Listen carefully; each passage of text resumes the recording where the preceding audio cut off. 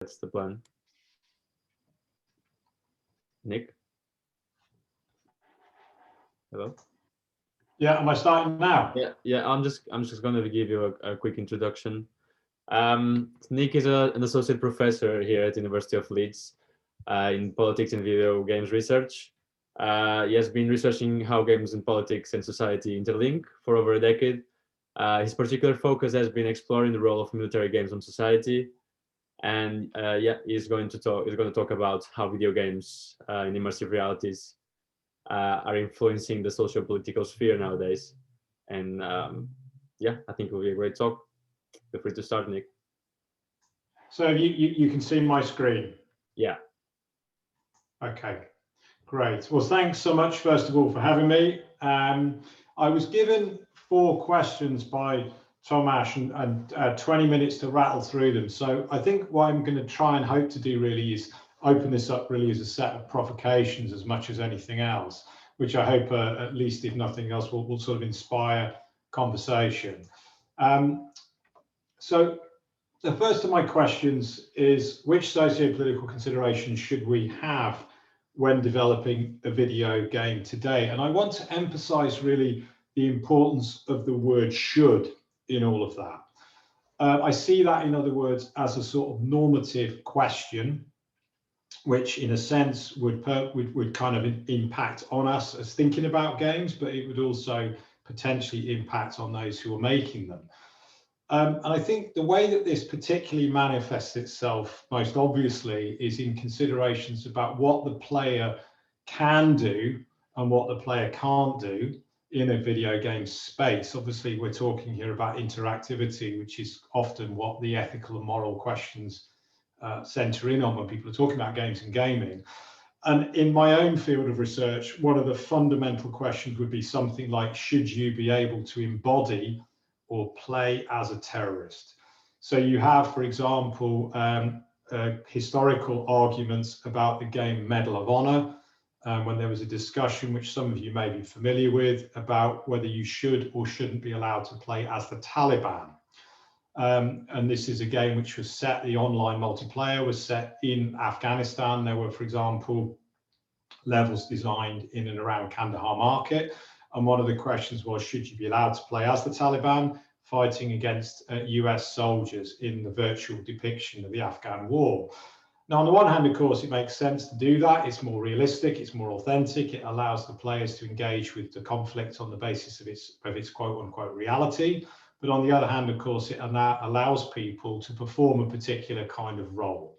So that's, and then EA, the developers, or EA, back down there and frame it as op for. So in other words, this whole idea, suddenly we can't play, right, as a terrorist.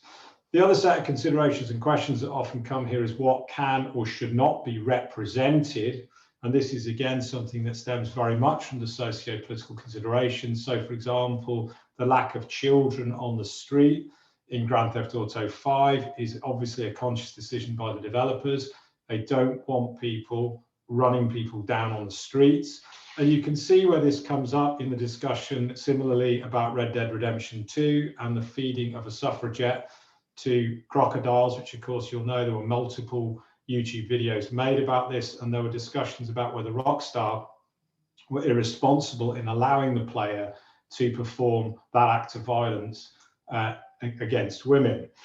Now, there are obviously the other big socio-political considerations really are in and around diversity and inclusion. I'm just going to make, I can't really cover this topic in any detail at all, but I'm going to make some quick comments about it. And obviously this is one that we can pick up in questions. The main thing that I want to focus in on is representations, but obviously there are loads of issues here in and around the nature of who makes games from different communities, and the notion of online gaming and inclusivity, whether it be hashtag Gamergate or other accusations against gamers of racism and misogyny in online spaces. And again, we could discuss those issues. But I think I want to offer a more kind of positive argument, really, in a sense, about representations, particularly in the area of gender, where historically the industry was accused quite often of a sort of set of fairly hypersexualized depictions.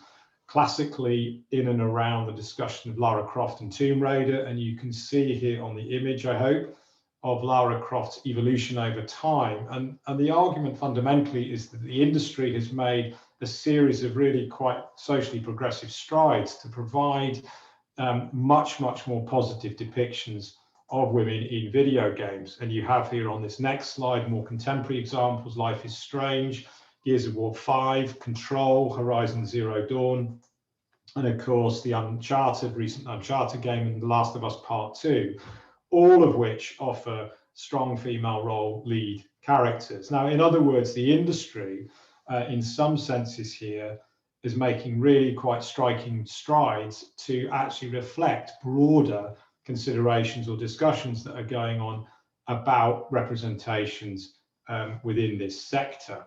Now, it's fair to say that in the field of race, less has been done. This is a kind of classical representation from the game Ready to Rumble Boxing on the Sega Dreamcast. It was also an arcade cabinet. And there are some modest moves in the field of race. And these examples are story-based games, obviously Mafia 3, Watch Dogs 2. There are, of course, examples where you can choose the race and/or gender of your own character, of course. But the general point is that there have been fewer strides made in this field, certainly compared to those in the field of gender. But there are, I think it's important to emphasize, this is the kind of socio-political consideration where the industry is affected by and impacting upon broader socio-cultural conversations about representations. And they're the same discussions that are being had, for example, in the Hollywood film industry. So the second question that Tom Ash gave me was, do I think immersive technologies intensify the affect of video games on the socio-political dimension? And I guess this may be a slightly unpopular comment, but I'm not sure that they do actually. And I want to make a couple of observations about that. The first comment I want to make actually is probably surprisingly, and certainly surprisingly to me as an academic in the field of politics, there have been relatively modest moral panics or concerns about immersive technologies from the broader political conversation. So you had some concern about a decade ago about the Nintendo 3DS, which I would certainly see in this field. In other words, it's stereoscopic 3D technology in the slider and the extent to which that would damage children's eyesights. But there was a tiny bit of conversation around about things like Pokemon Go and loot boxes and other forms of in-game gambling. But I would suggest that one of the things that's been relatively striking is the absence of concern, for example, about immersive technologies in relation to the debate about violence. Now that is striking because obviously video games have historically been embroiled in large numbers of conversations and debates around the theme of violence. Now, one of the reasons that I want to suggest this hasn't happened in quite the way that we might have expected is because video games have always been seen as immersive technologies. Now, what I mean by that is the very DNA of games and gaming. And again, for those of you who study this, this will be familiar to you. But if we take, for example, Csikszentmihalyi's view of the concept of flow, what we have here is this idea that the video game itself, a well-designed game, if you like, engages the player in such a way that they lose themselves in what's called a flow state. Now, the best parallel I can draw is driving the perfect lap, high speed in the motor racing car, or playing an instrument where you lose yourself in the moment of it. Now, video games, of course, play with this, and they always have done. And well-designed games hit this perfect sweet spot between flow and what Jesper Juul terms the art of failure. And the art of failure is this idea that when you play a game, you gain satisfaction from success, but also from overcoming obstacles. So a well-designed game, of course, is one that makes you fail, but doesn't make you fail so much that you get frustrated and lose connection with it and lose the ability, if you like, to enjoy and embrace the art of flow. So video games in that sense have always been immersive. And I wonder a little bit to what extent for many players, actually, immersive technologies make a huge or much of a difference about that. I mean, in some senses, of course, particular kinds of games are very, very difficult to play. You know, fast, rapid action games, for example, can actually make the player feel somewhat seasick.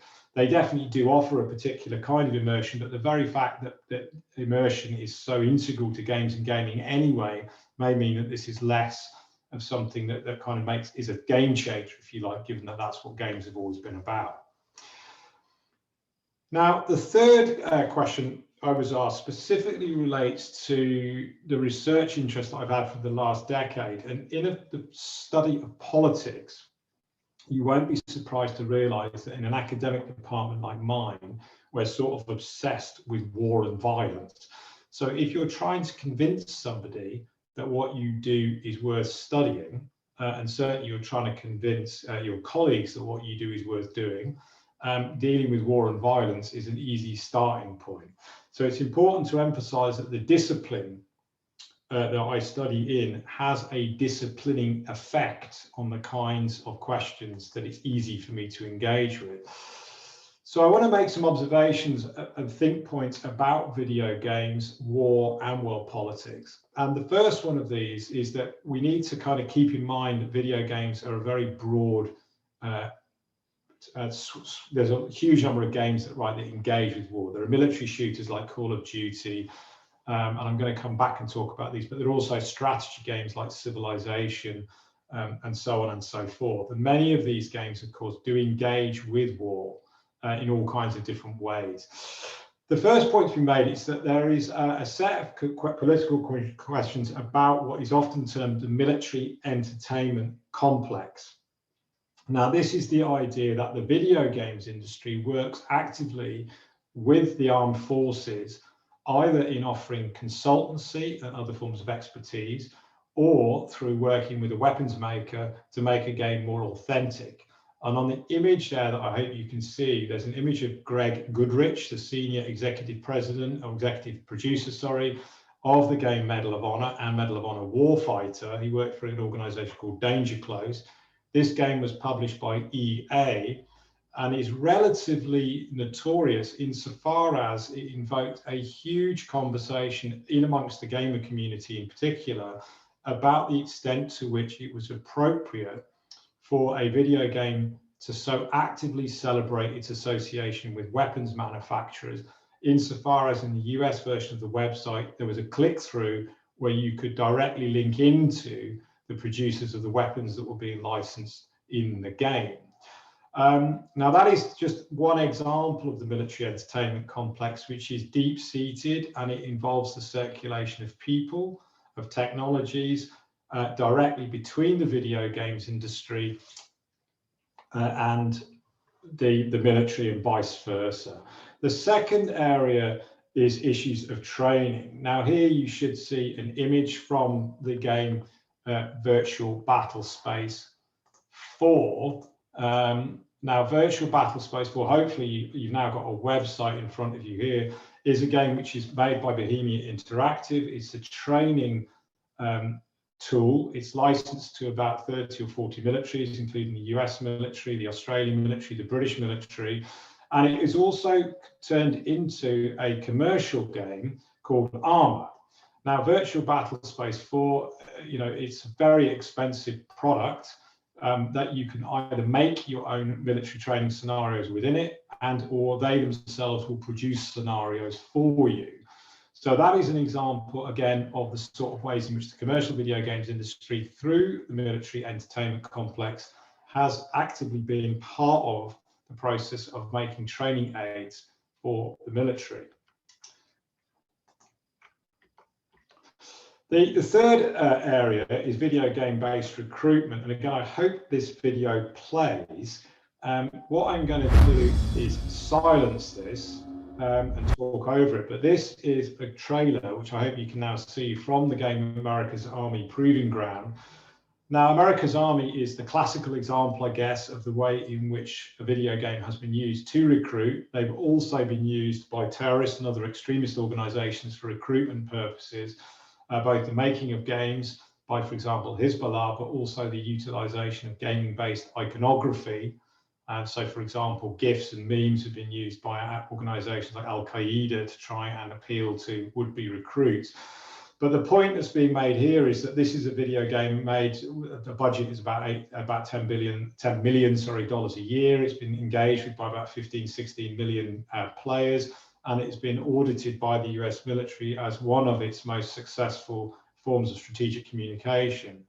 And now the point, in other words, about this is there are ethical and moral questions about the extent to which recreation, if you like, should be used to engage actively with potential people who are interested in the military. And you have it again with pro esports teams that are sponsored, for example, by the US military, and again, but even indeed by the British military. And you'll have seen relatively recently, there's been some quite important argument about whether that is appropriate, for example, for Twitch and places like that to be inhabited by pro gamers representing different elements and wings of the military. The final set of ethical questions, I guess, about war games and world politics center in and around the relationship of this content to the citizen. And I'm going to use this actually to segue into the last question. Roger Stahl, in particular, who's both a filmmaker and an academic, he's probably at the forefront of some of this. He's talked about the concept of what he terms militainment Inc., this idea that video games would quote unquote militarize the citizenry. And often this is a very widespread view in the academic research. It often sees war games, in particular commercial war games, as being guilty of Orientalism. This is a sort of clear bifurcation between a friend and an enemy, in desensitizing players to war, in turning war into fun,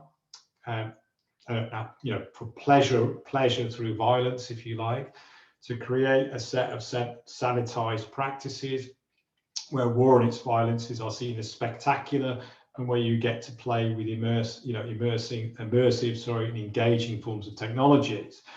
Now, against all of that is this idea of the reflexive citizen. We don't have, it's fair to say, at this stage, very many studies of the relationship between playing war games and being militarized, but it is fair to say that those who've been done do suggest that citizens are not actually militarized, that that they are very clear about the distinction between playing a war game and being empathetic to or sympathetic to war. So that there's more to be done. You wouldn't be surprised for an academic to say that, but at the minute there is this interesting conversation about the consequence of these kinds of games for citizens. So the final question I was asked is, to what extent can war games be used as educational tools, really focusing on citizens? Now, I want to kind of go back to the quick observation that I made, and really to emphasize that war games, or games about war, come in so many different varieties that it's a really, really difficult question to answer. So I'm just going to touch on, again, a couple of themes as I demonstrate some different types of learning. And the first kind of point is, of course, historical processes and the evolution of world history is contained within a large number of games which contain war as an element of them. I mean, obviously, military generals have been using strategy games and other forms of war planning and war gaming throughout time. Chess is obviously, is a game about war, put in those terms. The Civilization series have been analysed quite extensively by historians and indeed by some academics within politics. And the basic point that's been made is that they tend to place a premium on a kind of colonialist form of expansionism and place an excessive emphasis on the value of war and violence as a way of social and cultural progress. The other kind of learning that we might gain is something like an empathetic understanding of what it's like to experience warfare. Now, for any of you who've seen a war film, a Saving Private Ryan type, if you like, you'll be very aware that there's a sense of the visceralness of war and conflict. 1917, of course, is probably one of the most recent examples of this. Call of Duty World War II arguably offers a more intense form of battlefield intensity than any film can hope to capture, because it places you basically in control, and you're the one being killed. battlefield strategies. We might learn something meaningful from playing something like the Total War series. But I want to just raise a couple of quick issues at the end. One is the one of what we learn historically. And I'm going to show a quick clip here just to kind of finish up, if you like, from, first of all, using a small extract from an Adam Curtis documentary and juxtaposing it with the game Army of Two. Remember, the Northern Alliance told the Americans that bin Laden was hiding in the mountains of Tora Bora. They were convinced they had found the heart of his organization. The search for Osama bin Laden, there was constant discussion about him hiding out in caves, and I think many times the American people have a perception that it's a little hole dug out of the side of a mountain. Oh, no. This is it. This is a fortress, yes. A complex, multi-tiered, bedrooms and offices on the top, as you can see, secret exits on the side and on the bottom, cut deep to avoid thermal detection, a ventilation system to allow people to breathe and to carry on. The entrance is large enough to drive trucks and even tanks, even computer systems and telephone systems. It's a very sophisticated operation. Oh, you bet. This is serious business. And there's not one of those. There are many of those. Now, that is the then Secretary of State, Donald Rumsfeld, claiming that Al-Qaeda had made multiple, almost James Bond-like layers in the side of the mountain. Now, I want to now show you a short extract from the game Army of Two. Here you can see the player has gone straight into the side of a mountain, again in Afghanistan, part of the game, very reflective of what Rumsfeld was talking about. And here you can see, as I'm just fast forwarding through this playthrough here, you end up with an actual terrorist consumed by weapons of mass destruction. In other words, they are literally the living embodiment of a WMD. Now, the point I want to make about that, in other words, is, and this is not an uncommon theme, that video games quite often return to periods of war and teach us something quite different to the realities of them. Call of Duty Black Ops, similarly, the Black Ops series has been frequently accused of misinformation in regard to historical events. Okay, I'm very aware that I've got to kind of gone over by 1 minute, so I'm just going to make one final observation, really, about the extent to which video games can also be really valuable to us as empathy machines. For soldiers? Through the example of this War of Mine, which again, I'm going to mute the trailer, which I hope is playing, now this War of Mine is a game that has been adopted by the Polish government.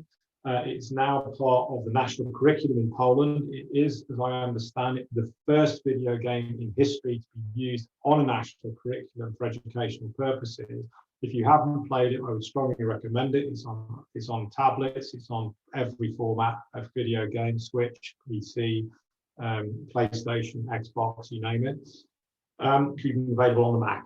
And the thing about it is it's a strategy game, but the key point is that you play as a civilian and you gain some sense, I would suggest to you empathetically, of the struggles and challenges of trying to survive in a war zone. You have to feed people, you'll frequently be killed by the weather, and it creates a huge amount of uncertainty in the player because the game tells you next to nothing about what you actually have to do to survive.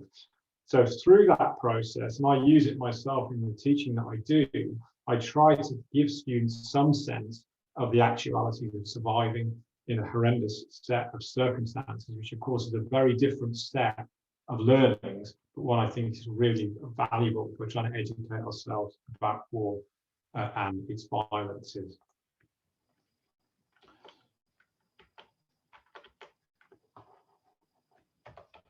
And that, I think, is that. Thank you very much, Nick. Such an interesting lecture. Hopefully, you're now freed of my slides. I was wondering we could start a little Q&A now, based on. I'm gonna try to limit it to 3-4 questions because for the sake of timing. So first question. Do you ever think that violence in VR games will ever become a Still hear me? Yeah. Sorry?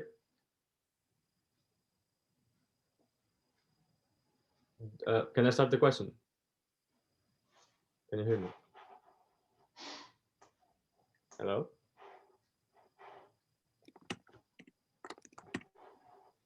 I can hear you. I don't think Nick can hear, but I can hear you ask a question.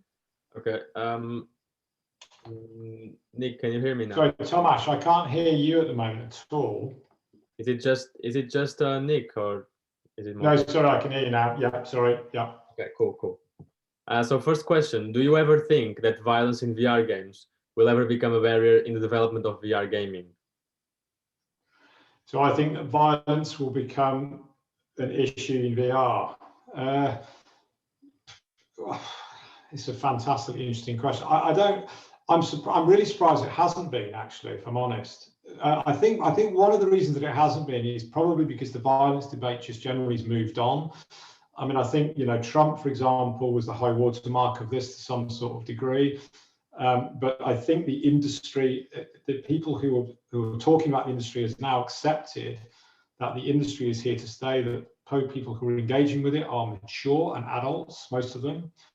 And indeed, that if you're going to expose yourself to violent content, you're doing it through choice. And I think the second question is that video games have to use violence if they're going to be seen as a legitimate art form.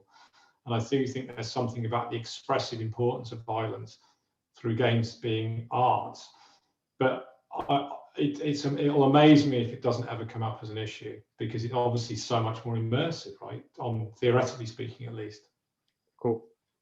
Thanks. Second question, Kate asked, hey, I was wondering on the point about using gaming for military training. Do you think immersive technologies could help simulate war scenarios better than online? Could this tech be used to help prepare troops for environment exposure better?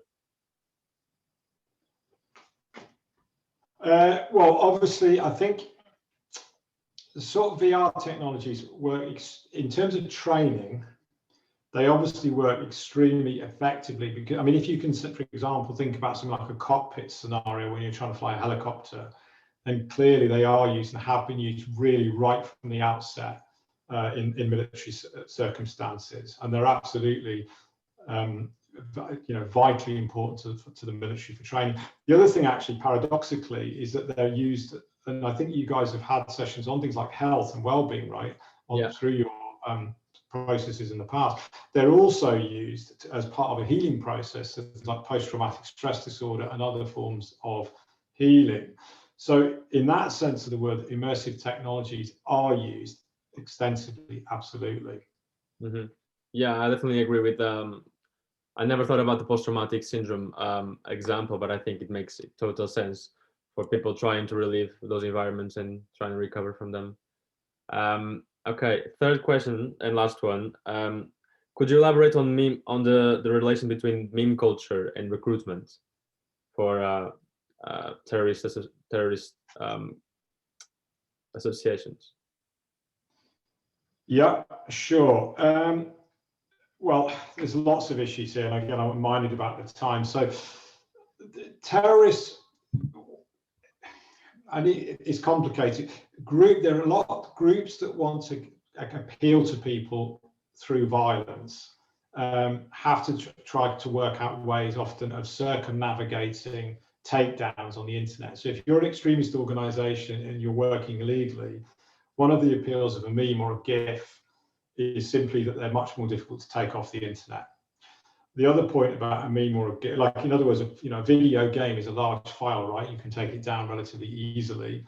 And also video games tend to put a lot of people off, because if they're badly designed, they simply don't work as strategic recruitment tools for terrorist organizations.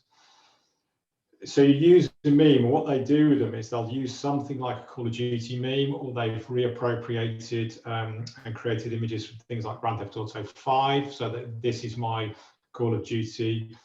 We respawn in Jannah, for example, is one of the classics from Al Qaeda. And these memes are directly designed to appeal to the kind of sweet spot audience that are tech savvy, young, and are predisposed to the messages that organizations are using.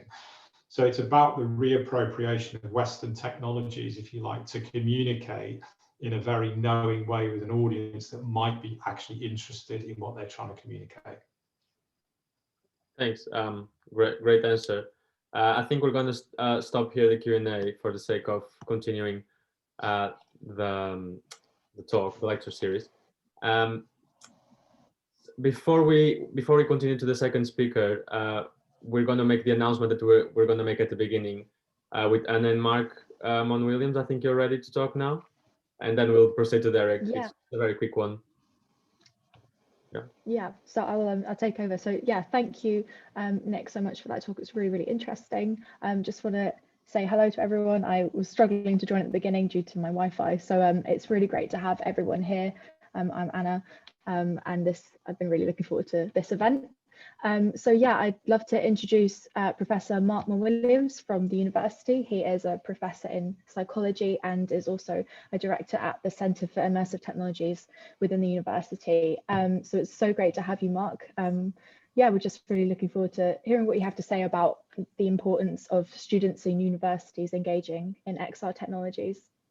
Thank you so much, Anna. It's such a privilege to be here. It's such a brilliant society. And I love the fact that we've got our Norwegian sort of colleagues online as well. It's a truly international evening.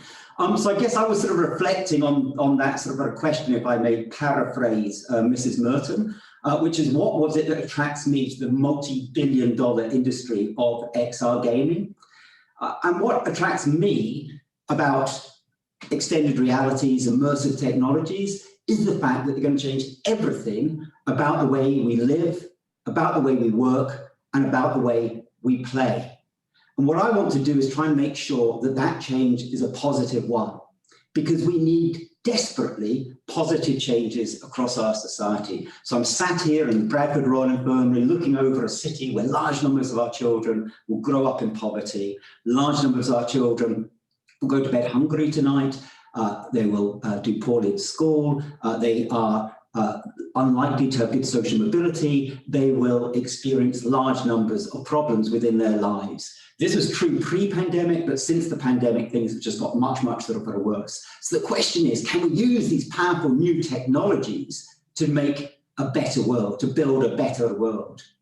And I believe we can, and I believe that XR technologies can really play an incredibly powerful role in making the changes that are needed and wanted within our society. And when we think about XR gaming, we're really sort of thinking about how we can use these technologies to change the ways we play. And play is incredibly important to us as humans. So play allows us to follow our own ideas, it allows us to follow our own interests, and importantly, it allows us to do that in our own way and for our own reasons. So play has always been incredibly important to us as a species. But XR literally extends that ability to play from a physical universe into a virtual computer-generated world, a world which is only constrained by our imagination.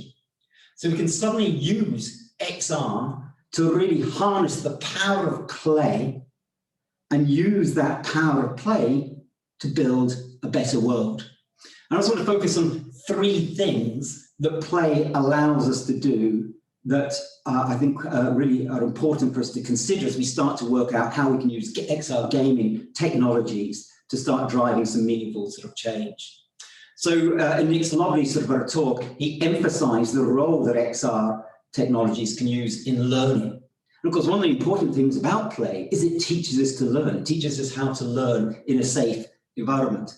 And that's why at the University of Leeds, we're desperately looking at how we can use these technologies to accelerate learning processes, whether that's teaching medical students anatomy in faster ways, whether it's teaching geology students about geographical structures, or whether it's teaching design sort of our students about rapid sort of prototyping. The university is very, very keen to harness those powers of XR to make learning more effective. And importantly, make learning more fun. Now, the second way that XR can extend the impact of sort of play is around play's role in providing safe challenges, in providing environments where we can carry out problem solving, and where we can use sort of a play to teach us how to deal with novel sort of situations and how to build up resilience. And this is something we're very interested in within the Centre for Immersive Technologies at the sort of university. And one of the big programs of research that we've just instigated is a program called Digital Makers. And what we're doing in Digital Makers is working in every secondary school across the Bradford district, that's 38 schools, in order to provide these digital tools to children so we can upskill all of the children in the district, but also teach them about the dangers of digital technologies. So we're doing two things. We're helping protect the sort of our children in increasingly hostile digital environments, but we're also giving them the tools and the skills that they need. An important part of that is allowing them to play within these immersive extended realities. And then the third aspect of play is that benefit that it brings with regard to our social and emotional sort of our status. And ultimately, play is about social interactions. And for me, extended realities are ultimately about social interactions. And Nick touched upon this in his talk as well. And isn't this a fantastic opportunity for us to join together from around the world to learn and socially interact? And the benefits of these technologies are also, again, in the fact that they provide us with fun. And we need fun. How many people during sort of lockdown have actually felt that low-grade anxiety, that low-grade depression that ultimately leads to mental ill health? Well, we can use these technologies to start providing games, play, with a therapeutic benefit. So play has these three very, very important aspects: learning, providing safe challenge, and that social emotional aspect. And that social emotional aspect for me is beautifully captured by the Leeds Extended Reality Society. So I'll finish where I started in just saying a huge thank you to the Extended Reality Society for putting on this event and for all the fantastic work that you're doing. The great joy that I have within my life is interacting with our wonderful, amazing students. And I've told you about this incredible Digital Makers sort of our program. I can see that Kate Heine is on this sort of our call, who's been just a fantastic advocate of this sort of our program and just doing incredible work driving that sort of our program forward. So you are the future. Extended realities are the sort of our future. So the fact that Leeds Extended Reality Societies is driving this just gives me huge, huge hope for our future and for building a better world. So thank you so much for inviting me just to say a few words about Anna. I'm really looking forward to the next speaker. Thank you. Thank you so much, Mark. What it's such an interesting insight to sort of see the opinions and the viewpoints from people working within the university and hearing about their experience with XR in the university and the wider community as well. I really truly believe that it is the future, and yeah, it's really brilliant to have you here to support us with that. And yeah, I'd just like to say a massive thank you again to CFIT, because they have helped us hugely become the society that we are today. We really could not have done it without them. And yeah, so it's a massive, massive thank you to them for allowing us to be their student engagement branch. And yeah, I'm really excited to see what the future holds for us. So yeah, thank you. Yeah, and just to let everyone else know, this is acting as our official Leeds University Union formation event, which is super exciting for us because obviously the pandemic has put a lot of things on hold, including us becoming official and affiliated with the university. So this is a really exciting event for us to have, and it's really brilliant to be able to see such support from both students, academics, and those who are in industry who have come to our event today. So thank you once again. I'm now going to introduce Derek Bolton, who's going to come and speak to us all the way from Colorado, which is super exciting. So yeah, a bit of a different time zone, but yeah, thank you so much for joining us today. Derek is a successful founder of 2 companies, including Maneuver Entertainment, and we're going to hear a little bit more about that today. And we're just going to hear about his general experience being an innovative entrepreneur as well. So yeah, welcome Derek. It's really great to have you here. I'll hand over to you.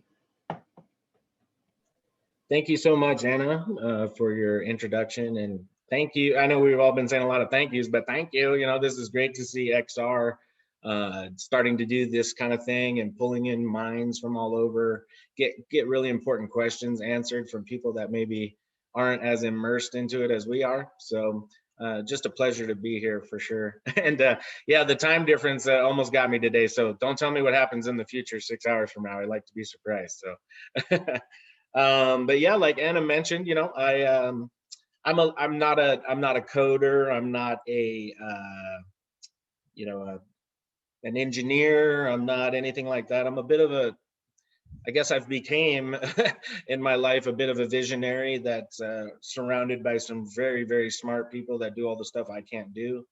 And I've been able to, you know, since coming into this industry years ago, really start to put my ideas to work, because I had the people that around me that supported the ideas and could actually start building out these experiences without, you know, searching for the people that could do it, you know, such things like that. So, you know, my start in this was really meeting Sean Ong. You know, he's a bit of a pioneer in the industry, and he offered me an opportunity to come work with Ong Innovations, and the rest kind of spiraled from there into me finding out. So, and I, like Anna said, I own a few companies that are XR related, but today I'll try to focus most of it on Maneuver Entertainment, which is MANUVR, like maneuver entertainment. And that birthed from Sean kind of showing me his technology, where even with the Mirage Lenovo Solo, this is a long time ago, before the Quest was ever a thought, things like that. His technology and his algorithms that he wrote enabled even with putting on the Mirage Lenovo Solo, you could actually map out an environment and move through that environment without losing any tracking at the same time. People that use the Quest, things like that, you understand when you're gaming, when you're doing things that you move your head too fast, you do a whole lot of things, it tries to recalibrate, and eventually you end up being stuck, having to kind of get yourself back into a position. Our algorithm, well, I say his algorithms that he wrote, smooth out that experience where you actually never lose the track. You actually do lose the tracking, but you never notice it. It fixes itself in under a millisecond. And it makes it so if I'm in a free roam experience, I have a headset on and I can be tracked and not lose my tracking. But like, let's say somebody else across the room is, you know, they're playing in the same game. If I move my head quick, but they didn't, my tracking would now be different than that person's. So even though when my head goes back to slow, pulls us back into the same tracking, that person's is actually off. So what people experience when they're trying to, you see a lot of VR things popping up right now, like you see people walking around with Quest headsets on. That's what I'm talking about. But you'll notice a lot of those people are bumping into each other.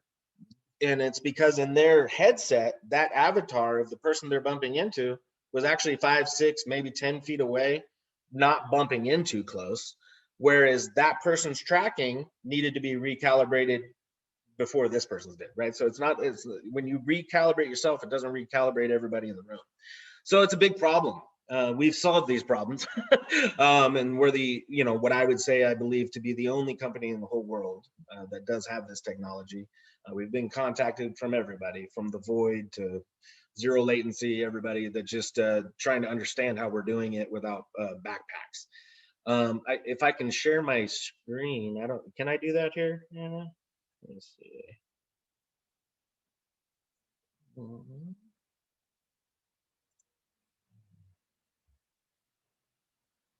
Can you guys see my screen? No. Oh. You can now? Okay. Yeah. Let me see if I can move this. Oh, I can't move this menu at the top. Oh, here we go. Okay. So the kind of what so we had a leaked video that came out and we kind of got some flack from some companies we were trying to move along with. So we had to take the video down, but the video was actually this guy up here that you'll see. He already saved the video before we could take it down. So if you notice, this gentleman's about to put on a headset. He's outside of the arena. So in Oculus Quest, if you know a lot about their own development, it has a radius of, it's about 30 feet from wherever the I guess the PC in this situation would be a 30-foot radius where it can't go outside of. You'll notice he goes well beyond that. We have 5 algorithms that are making this happen. So what you're going to be looking at for just a quick minute is a laser tag arena that's been built for over 20 years. And instead of having to tear down the entire arena, start over again, $500,000 of construction and all that kind of stuff, our technology can overlay and build on top of it without you losing traction. You'll notice at one point he's even walking up a ramp to the second level. So I just want to see what you're going to be viewing here, but I'll let this play real quick. It's very short. And this is Sean Ong himself with the headset on.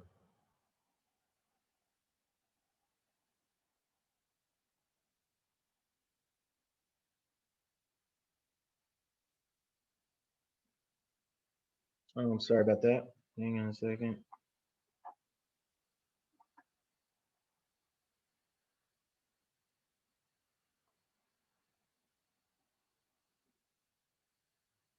So now, without spending all the money in the world to get this done or change, we could bring whatever environment to it. And it's just like the void in the sense where if you were to reach out, you'll be able to actually touch what's in front of you and not bump into it. As you'll see here, this is, and I think that filming part is just something else, but he actually goes up this ramp to the second story. So in our minds, we've changed the entire world here with this technology, because even though we're introducing it with laser tag, it's kind of a fun way of marketing it, if you will, but it can actually go into police training. It can go into a whole bunch of different realms, including we've been approached for it to help with jets that are landing on battleships and battle cruisers. So the ship moves a little bit as it's happening, right? And then you got this thing coming in. Our experience smooths that out, things like that. So yeah, that's a that's a little brief introduction into here, what you're seeing here, which is the website for Maneuver Entertainment. And we supply, arcades and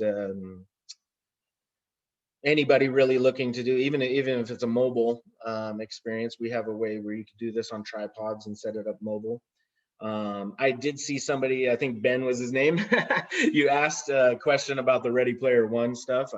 It's part of kind of what I was going to talk about anyway, so I'll address your question with what I'm going to say here, which is we've done it. This is the Ready Player One. This same technology that we're showing you here and using here for laser tag, you technically could have a restaurant, a bar, something like that. We map it out, the assets are where they're supposed to be, we keep the tracking, and now your avatar is walking around in the bar, and you can do all kinds of things with that, right? So we get approached with that, but that's really the niche of our IP, is really 5 codes that have been written, and it just goes across the board on how it can keep being used and reused in all these different ways. So yes, the Ready Player One, we have that.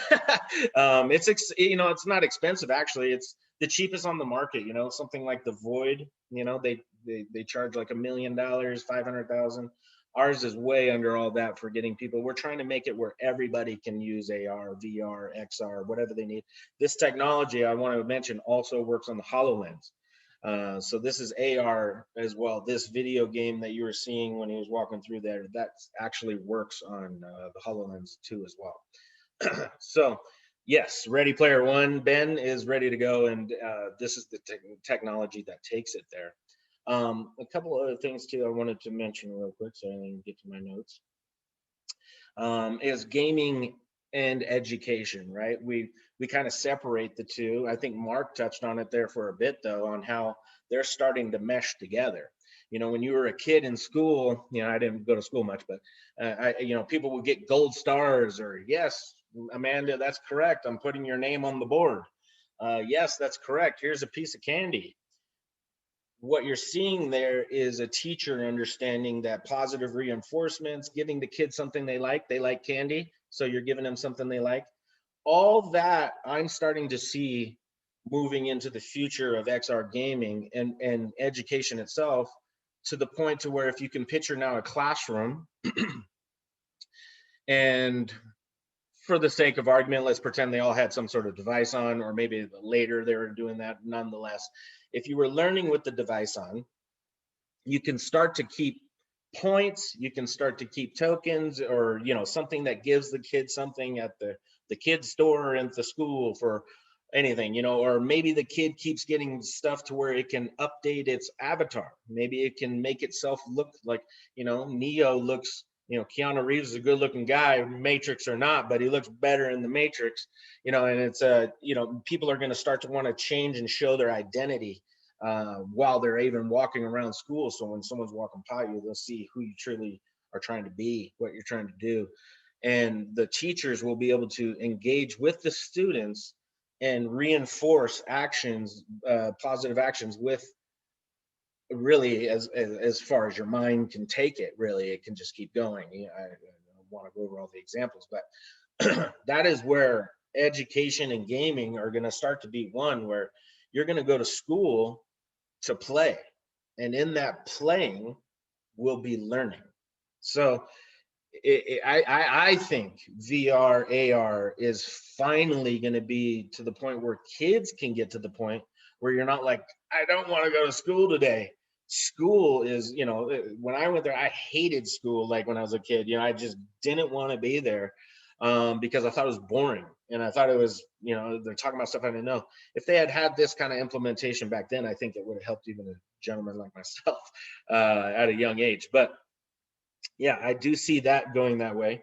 Another big change in the world that I see coming as far as for XR stuff, we've been approached for a little bit, but where I see it going is how we also are entertained, right, by movies. So when you're watching a movie on a screen, they always even have the actors really close together, and it's so the director can see both of you in that shot and not have to keep panning back. So they're always close together. They're always this. It looks weird. It is weird. With now being able to shoot in XR, it's going to lend the ability to the person watching the movie to actually be interactive with this flick. Maybe you've watched the movie once one way, but now when I watch it the second time, I'm going to go way over there and I'm going to walk in VR or teleport myself to a whole other part of the scenes that the camera wouldn't normally be showing, that are starting to happen. So there's going to be multiples. When you watch a movie, you watch one scene at a time, right? You watch this scene and then the next scene. That's going to start to change. There's going to be multiple scenes going on, and depending upon where you are, where your avatar is, or where your viewpoint is, you'll be able to change it. So now one movie getting made, you could watch it 1,000 times and find 1,000 different things and 1,000 different ways of watching it that you never watched before. And I think that'll also include starting to be a part of the storyline, being a part of the character, or changing this. Hey, let's change what he said here, or how I react to this will either have a few different responses that come. So that's a little bit of my thoughts on where I see XR entertainment, gaming. I know it's kind of all gaming, right? You're even in the movie at that point, you're gaming a little bit, you're doing entertainment, you're starting to interact with it. But now you'll be at school learning and gaming, and that's the real the real key, I think, is adoption for this. And you guys talked a lot about this war stuff and violence in games and the way female characters look. We do have a pretty similar, I guess, like if you look at, I don't know if there's a photo directly on here, but it's something that we've dealt with too, where it's trying to empower women, not make them sex symbols in the sense of doing things, trying to make them just characters, right? So that's something that, just so you guys know, we put into our thoughts of how we gamified our stuff as well, is kind of getting away from some of that stereotypical stuff that's out there. So also wanted to talk a little bit about, so right now, something like, you know, the void, right? I don't, hopefully everybody's familiar with what that is. One thing I see changing in the world, you know, they helped kind of get to this point, is going possibly away from so much of a storyline, right? So we can bring down the price cost of each virtual reality experience. So like if a kid goes to the mall right now and they see the void, you know, it's $45, I think, you know, something like that. And if when the kid's done, he's not going to want to do it again, even if he had a fun time, because of the story to it. Whereas chess doesn't have to change over years. It's still just chess, and you can keep playing it one game after the next, and they're all fun, and it's because you're using something that's universal, a basketball court, a tennis court. They don't have to change. So that's a little bit of what we've taken the approach of, is putting something together that somebody can play time and time again. That's why we chose laser tag as far as for our initial release of this technology. Is you can play laser tag and then play it again and just do better the next time. And people are like, well, what's the story to this? And you know, we kind of took ourselves away from the story for that reason, that we want to repeat play and not have to charge, you know, $45 to play it each time. So that was our motivation on that. We did have, I know we were talking a bit about violence in games and stuff. We did create a virtual reality haunted house. This haunted house is a first of its kind and allows for, you kind of move through it like you're mowing a lawn, 2 people at a time. So it's within a 20 by 30 space, and you go up and back and up and back, but in your virtual world, you're going through this haunted house. You know, at one point you're falling through the floor and the ghost is in the basement in the water with you, like all kinds of cool stuff that you just couldn't do in a normal haunted house if you were creating it. In the violence part of it though, and in the scare parts, you know, is virtual reality more scary than watching something on 2D or whatnot? I guess I don't know the answer to that question. I've been scared by both. I've been scared in VR, and I've been scared, you know, watching The Exorcist on TV. So, you know, I don't know if I can answer where I think the future might go with something like the violence and if it's scarier doing this, or if you're, you know, is playing Call of Duty on PlayStation any more violence oriented than doing it in VR. I don't know that that can be answered yet. I don't think it's going anywhere, and for one reason is it's already existing. You can't really take away something once it's out there. So they've already been making violent games in VR. There's going to be violent games in VR would be my thought on that. So, Anna, how am I doing on time here? I didn't see exactly when I started. Yeah, pretty good. Yeah, if you can maybe start sort of summarizing, and then yeah, we'll have a Q&A session at the end of your talk. Great. Yeah, I definitely would like any questions. You know, to summarize, you know, VR, XR is, in summary, I do think VR might be going away someday in its sense that it's at now. I think most things will move towards an augmented reality. There's gaming right now for augmented reality already starting.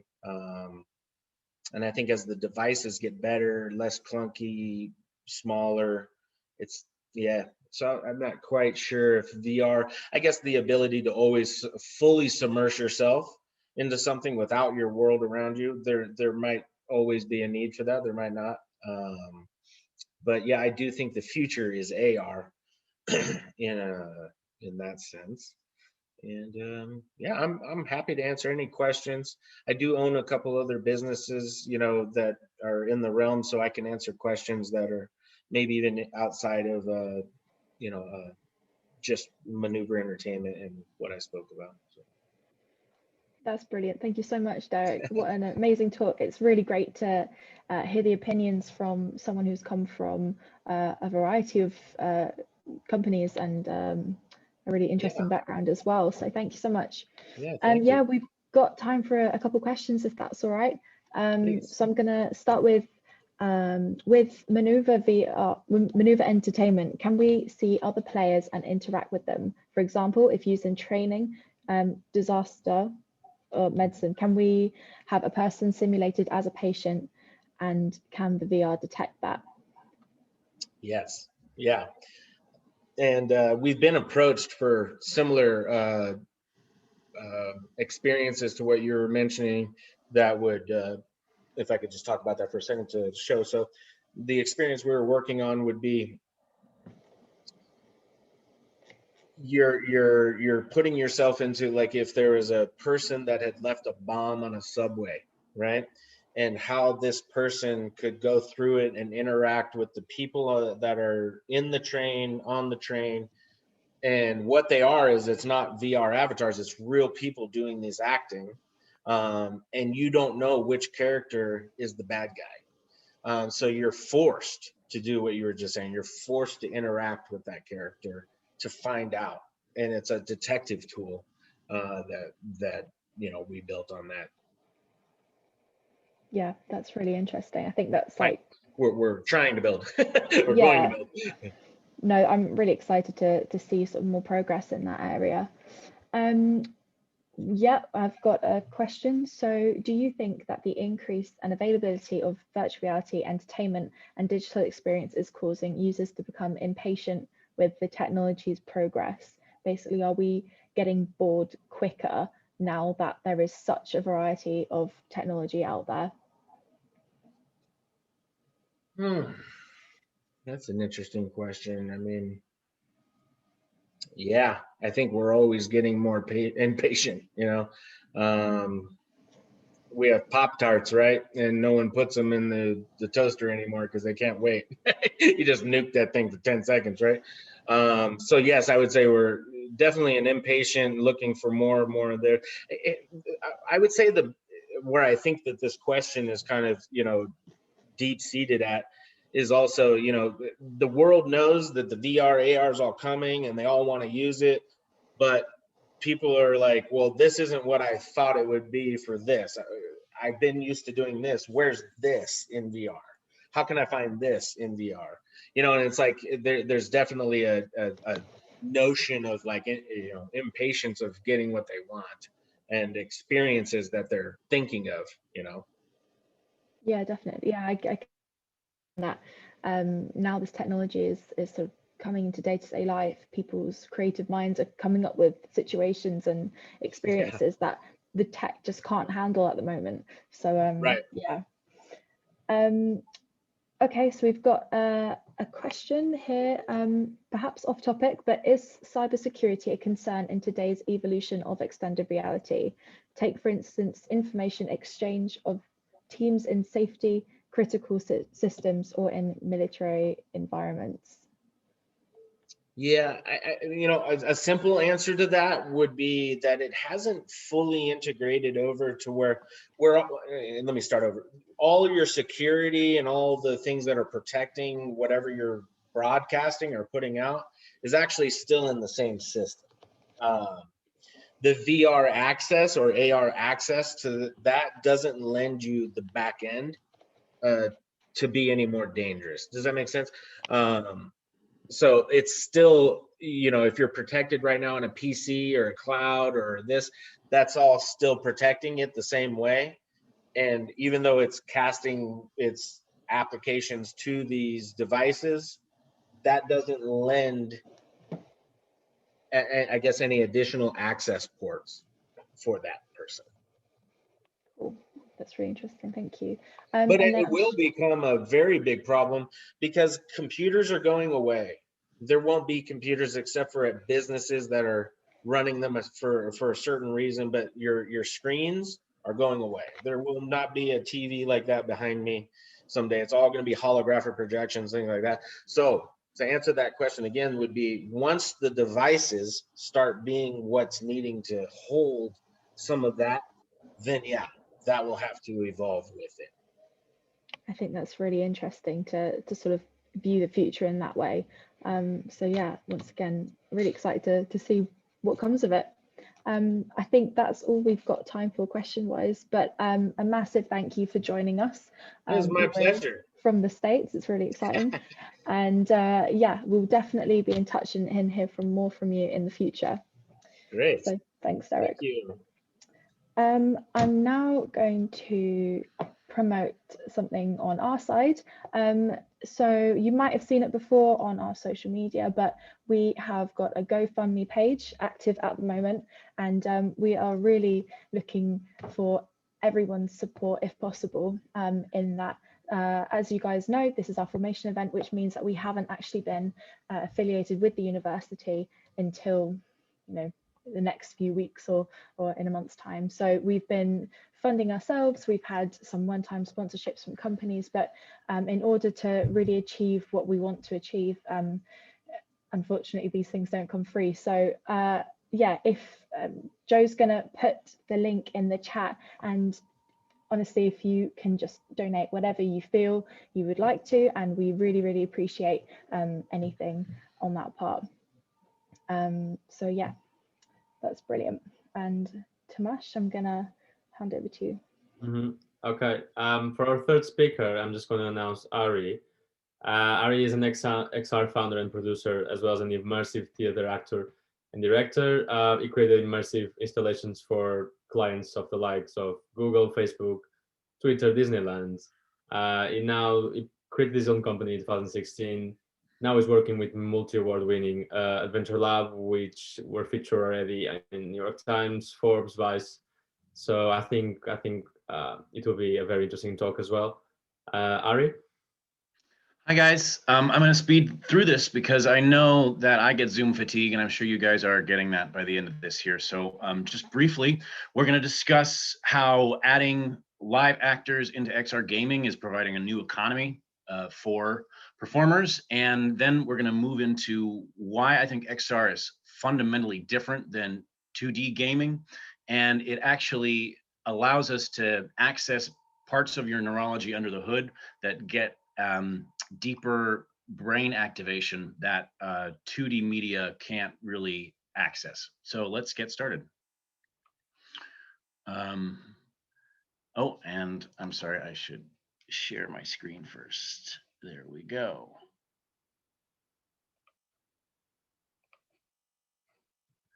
Okay, blah, blah, that's me. And it's just great to be back in Leeds after speaking at a couple of the VMC and the opening of the Center for Immersive Technologies with Mark. Hi, Mark.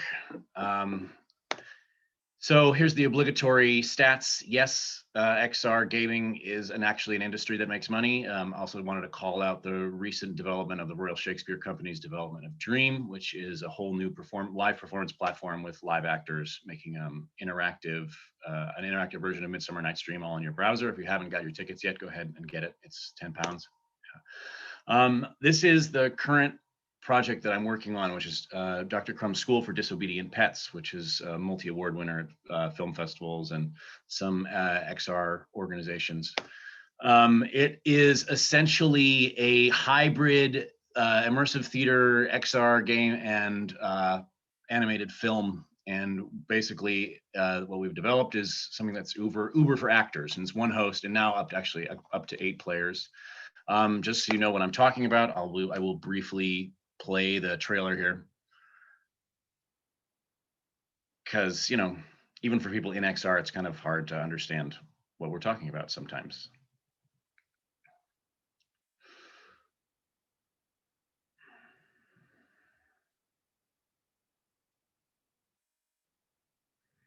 So it's really interesting being inside of this is made by former Pixar executives, so also the founders of Oculus Story Studio. So it's kind of a combination of an XR game and being inside a Pixar film where I play all the actors.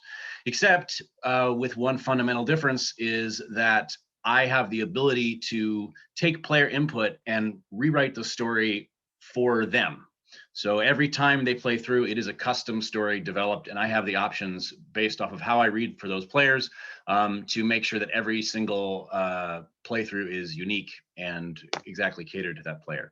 The only other the only other company that's doing this kind of work is also the Under Presents by Tender Claws.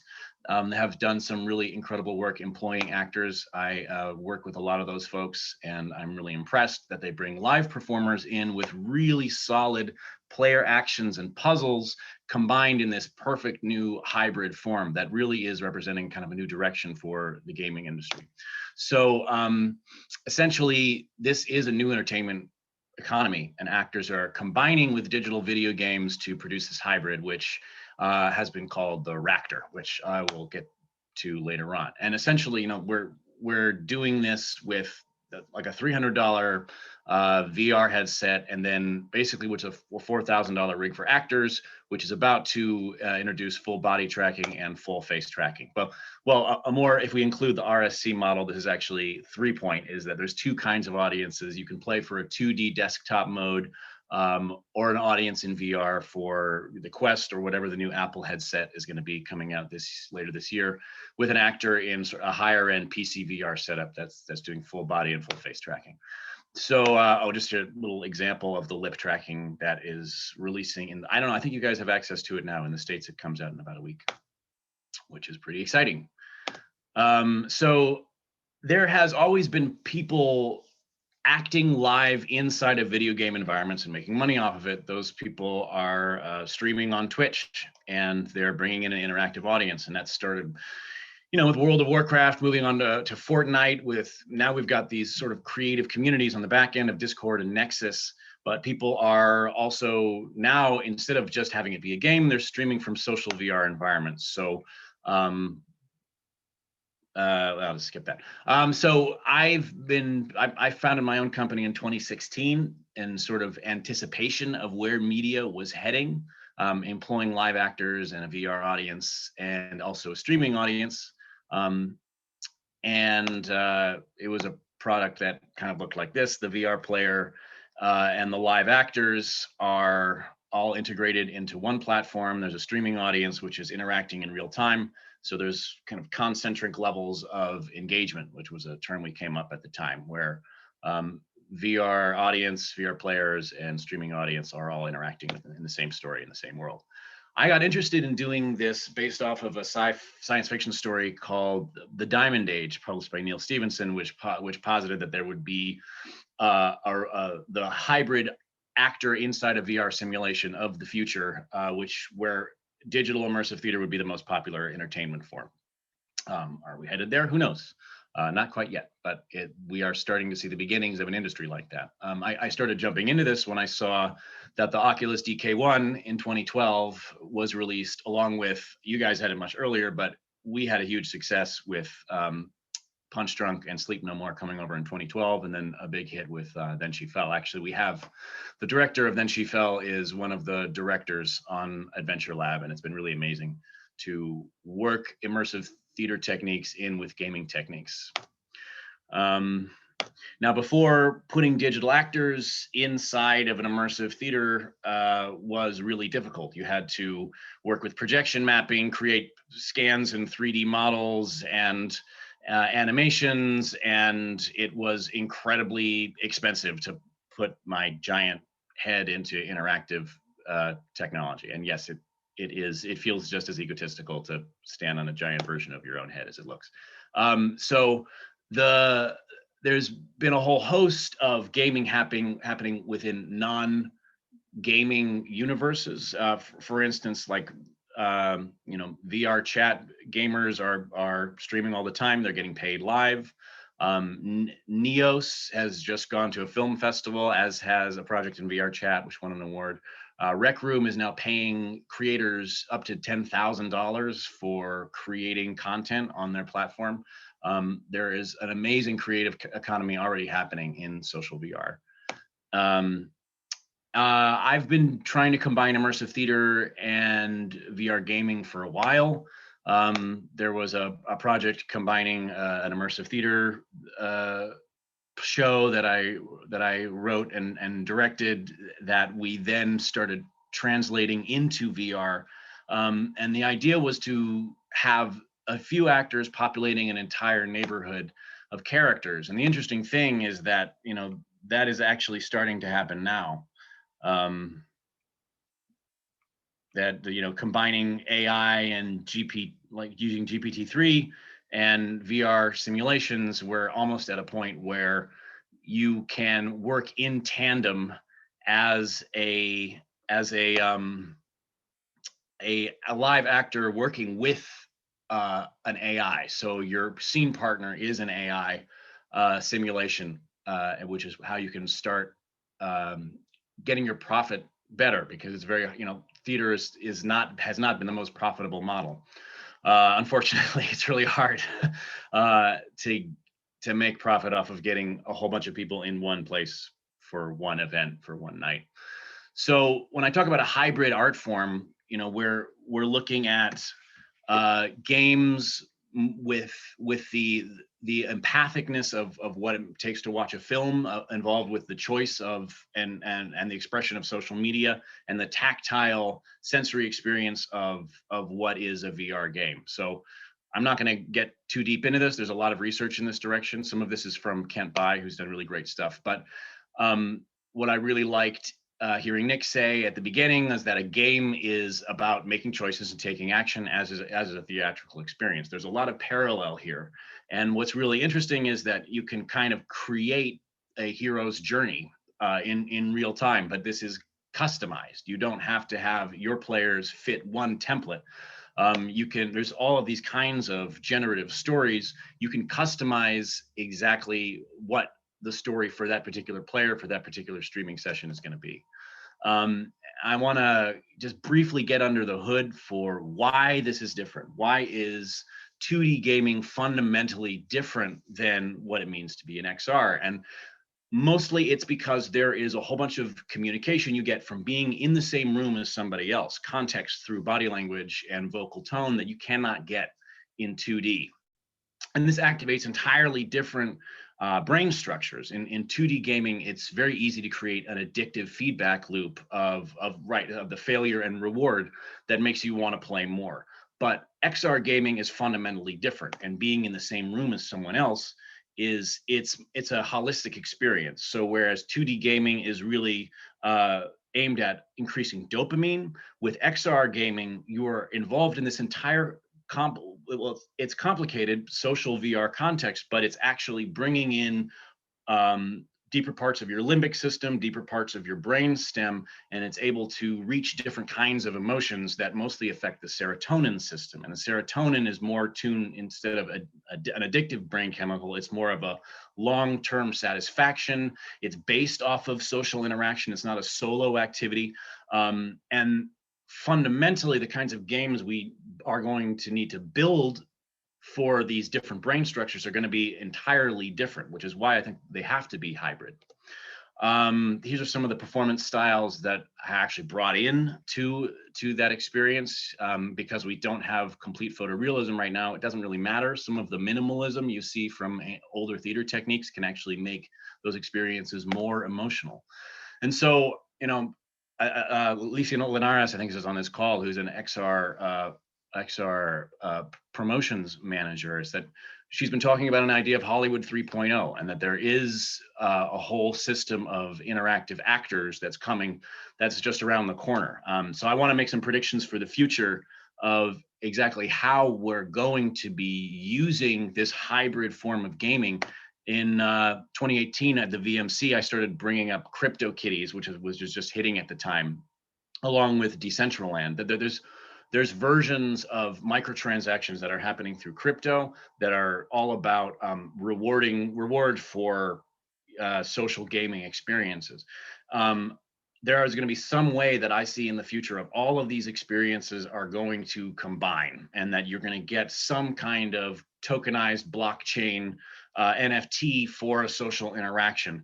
And it's beyond just getting points in a game, that you are fundamentally getting rewarded for good interactions. And maybe, hopefully, we can overcome some of these difficulties that 2D gaming is giving us, and come back to a more empathic form of play and of learning that is this hybrid new kind of technology that is providing a creator economy for performers, and providing better neurochemicals and better experiences for players.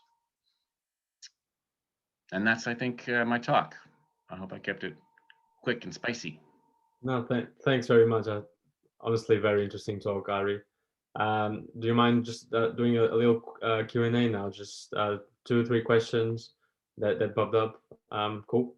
So I think the first one can be from me. I'm very curious about the relationship between VR and crypto. Like, where do you think there's interlap between those two fields? Like, do you envision anything that includes crypto and VR? There's three metaverses in VR that do that. Sorry, I didn't mean to cut you off. There's Decentraland, CryptoVoxels, and Somnium Space that are already doing that, and they're building. It's based off of virtual. Oh, there's a new one called Webiverse, which I really like. And what they're talking about is a whole kind of crypto economy based off of blockchain real estate, but also crypto gaming happening inside of there. I think this is where it's starting, but now that we're seeing this sort of tulip explosion of NFTs, I think that what we don't realize is how fundamentally that's going to change how we interact, and we have a way of, yes, rewarding play, but when you bring this sort of empathic interaction into VR, that you can start to see kinds of symbolic meaning applied to different kinds of totems and symbols.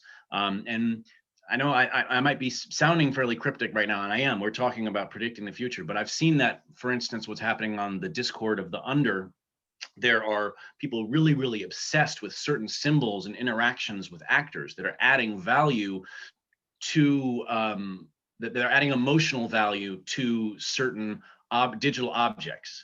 Now, what is value based off of? Nothing but our own feelings about an object. So if you can actually give that value, you can start to change what is valued and therefore start to push the market in a more empathic direction. That's what interests me. Yeah, I think it's interesting the way that like things that like just code and program like a JPEG, now it's something that's considered valuable, like, and it's just based on the belief from people. Well, what's money too? It's just paper. Exactly. It works because we believe it does. Yeah. Okay. Second question: Do you think we'll see Hollywood films created inside VR someday? I know there's something. I think Lion King already had some, and I think Star Wars as well. They had some bits, but I got the question. So, do you mind elaborating on that? Yeah, I mean, they're already happening. They're already being developed with VR. So, as you brought up, the Lion King is being conceived of in VR. So it's being used as a production tool. We're seeing a lot, like, people claim that Hollywood is sort of fading in its influence and the gaming industry is rising up. It's been really interesting for me being in these immersive games that whereas immersive theater has never been able to be entered into a film festival, now I've been at all of these film festivals, and VR is now winning awards at film festivals, and especially interactive VR is considered to be competitors to films, which is fascinating. So they're not fused yet, but in the next few years, we're going to see those experiences happening. So it may redefine what is a Hollywood film, but to answer your question, it's already happening. It's happening now. Yeah, I think for example, I can envision maybe going, instead of to a cinema theater, going to a cinema arena. So something that I could just move around with other people as well, and have like I don't know. I'm just speculating right now as well. No, there's lots of experiments that have gone in that direction of using like a projection dome and AR goggles. There's been a bunch of things that are trying to hit the right combination yet, and I can be accused of hitting a great idea at the wrong time, way too early, and that's entrepreneurs know all about that. But now it feels like the market is starting to catch up with some of the experiments that have been happening over the last 6 years since consumer VR has been released. And I think it's starting to get its legs and starting to have some traction. Cool. Just one last question. You mentioned that the brain is affected differently, especially instead of dopamine is more focused on serotonin. And so I think, do you think that with great power comes great responsibility? So you said that it's more of like it's not so pleasurable and more like just a good feeling of happiness. But do you think it's possible to have too much of it? Well, that's the thing they say about serotonin is you can't have too much of it. You can be addicted to dopamine, but serotonin knows when there's enough. However, where we're going in the future, there are possibilities for manipulating people that we don't understand yet. Just as there was with early social media, when we were very utopian about it, we didn't realize that it could be used as a very harmful platform by bad actors. I do think, however, that XR represents a fundamental sea change in how we relate to each other. Whereas if you're texting someone a hateful comment on Twitter or something, you have no feedback. You press send and you get a dopamine hit of like, oh, that felt great. Whereas if you were sitting in front of somebody in XR who was across the world, and if you had to tell them that to their face and they had face tracking where you could see that fall, there's a whole different system of mirror neurons and empathy that's activated where you can't do that action in the same way that you would just by typing in a string of text. It reintegrates a whole set of parts of our brain that we don't have access to with this current media environment. And that's all going to change in just the next few years. Okay, cool. Yeah, I definitely agree with the fact that the relationship will be fundamentally different. And I hope, hopefully we won't be too naive like we were with social media in the utopian. I think we're gonna end the questions here, and there's some more announcements to make. Anna? Yeah, thanks, Tomasz. Yeah, thank you so much, Ari, for that talk. It was really, really interesting. So much experience, and yeah, I've definitely learned a lot. Yeah, so I've just got a couple more announcements before the end of this event. So as you can see, I've put in the chat our feedback form. These events are free and we do intend them to remain so. So all we ask of you is for 5 minutes of your time, even less actually, just to fill out the feedback form. It means a lot to us and we get a lot from it. And from doing that, you will receive an automatic certificate of attendance for attending today's event. So yeah, please do that as I'm talking right now. And then one other announcement. This is a really exciting one. We have a new role within the committee that we are looking to fill. So we now have the opportunity to have an official Unity ambassador in our committee who will be connecting Leeds University and Leeds XR Society to Unity. And so, yeah, we are looking for a really keen student to fill this role. You do not need to have extensive Unity knowledge. You just need to be passionate about XR and, yeah, want to help us connect to Unity as a company.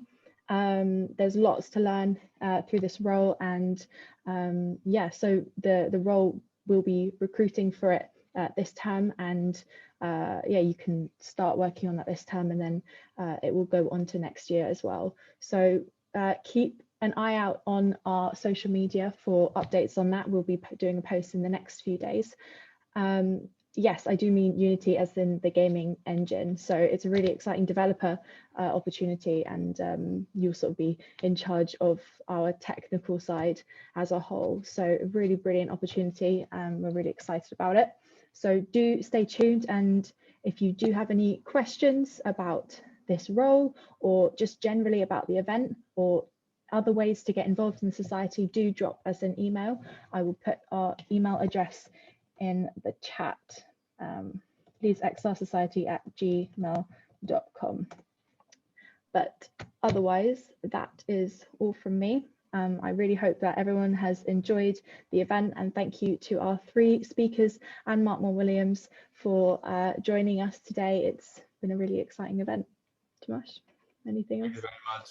I hope to see you all in the next event. Thanks for the speakers for making it possible, obviously, and see you soon, I guess. Yeah, see you guys soon. Thank you.